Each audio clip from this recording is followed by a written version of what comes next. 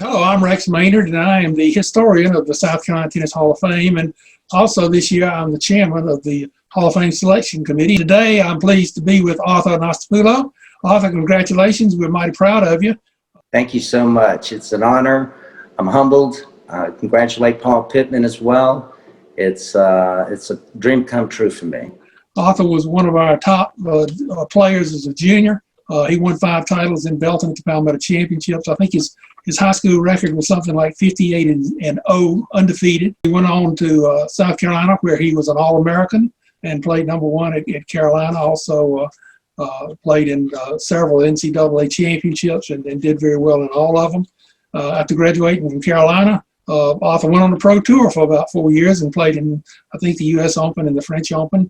Also played on the Greek Davis Cup team. And then after he left the tour, he came back to Charleston, where he was director of tennis for the city of Charleston, I think, for 14 years, Arthur. And of course, then you were a part of the South Carolina Tennis Professionals Association and worked the All-Star Camp and helped us out in a lot of different ways. Unfortunately, we lost you, and you went down to Macon as director of tennis in Macon, and we know what a great program they have. And then from there, you went on to Florida, and you're now down in Florida. How did you get involved in tennis, Arthur? One day I said to myself, I'd like to try that sport because I really like basketball, and I played a little football. And I asked my mom if I could play. She said, absolutely. And I actually have a racket that you can use. So I went down there, and everybody was so friendly. And they had this long wall that was adjacent to the football stadium that you could hit on. So I'd go down there and hit, and people would evidently sometimes ask me to hit some, and I hit with them, and I became very interested from there. Who was the biggest influence on your tennis career?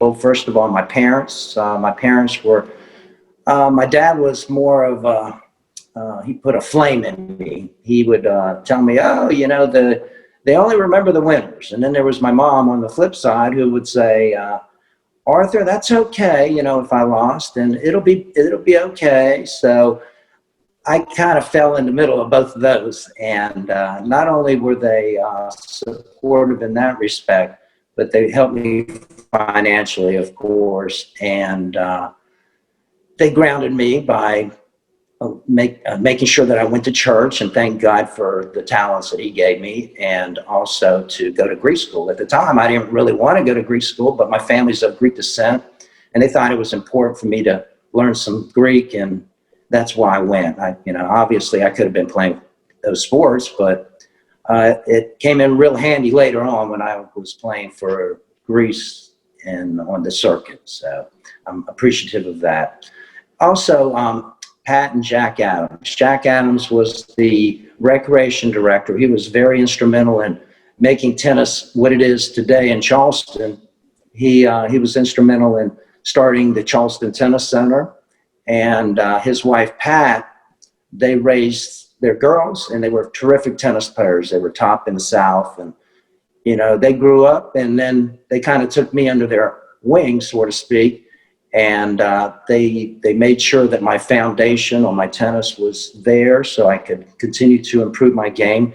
They also gave me confidence, and most importantly, they were able to guide me. So what was it like playing junior tennis and college tennis in South Carolina? Well, the junior tennis, the city tournament, I won that. So my parents allowed me to go to Belton. And I'd heard so much about Belton, the Palmetto Championships. That's the next step. To me, junior tennis in South Carolina is Belton.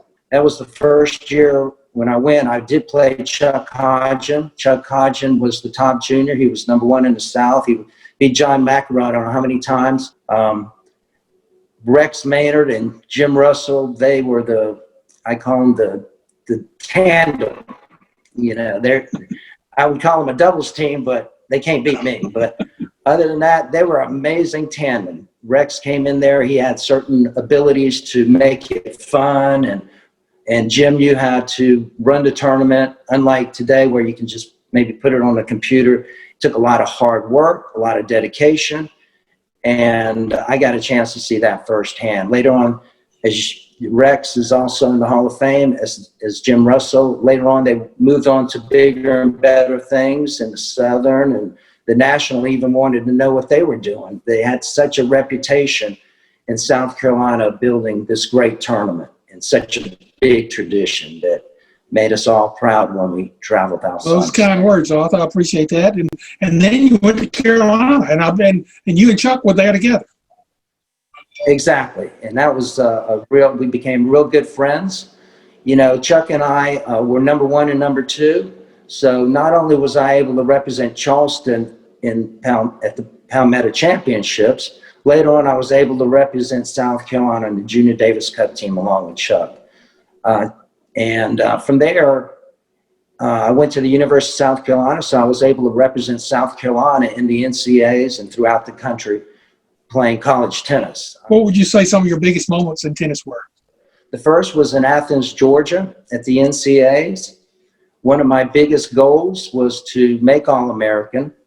Chris Mayotte, my doubles partner, made it the previous year, and I saw how that could escalate him as one of the premier college players in the country. So I was determined to try to reach that goal. I practiced very hard that summer, went into that season with Chris Mayotte as my doubles partner, and I knew my goal was to make it to the NCAA quarterfinals, which would make me an All-American. So we played the NCAA, we played the round of 16, and we won. So now as an All-American, I can never forget calling my mom up on that payphone at Athens, Georgia, and telling her I was All-American. And that was a great feeling for me. Also in Athens, Greece, we played Davis Cup there against Belgium. You know, you're looking up at the Acropolis. And this was the beginning of the Davis Cup where they line up all the players. And having gone to Greek school, I learned the Greek national anthem. And when they played that, it was very emotional because that's where my ancestry came from. And now I was representing not only Charleston, South Carolina, but now a country where my ancestors came from. Well, tell me about your career as a teaching pro. The teaching pro career has allowed me to stay in a sport I love and something I've been around a long time. It's been a wonderful experience. My wife and my 2 boys actually went through it with me, so I've got to give them kudos, and I've got to dedicate part of this Hall of Fame to them. I really appreciate them doing that. My career didn't go exactly as I had planned, but it's been a wonderful experience. I was able to work at public facilities, private facilities, and like you said, at Portofino Island Resort. And one thing about teaching tennis and being involved in this aspect of tennis is every day you have an opportunity to not only make someone a better tennis player, but a better person as well. So it's been real rewarding. What you give to this profession, you get back in return. Well, congratulations. We're mighty proud to have Arthur Anastopoulo as one of our 2020 South Carolina Tennis Hall of Fame inductees. Thanks, Arthur. Thank you. And thank you to the South Carolina Tennis Patrons Foundation. And also, I want to thank you personally, Rex. Thank you so much for all you've done for tennis as well. Thank you, Arthur.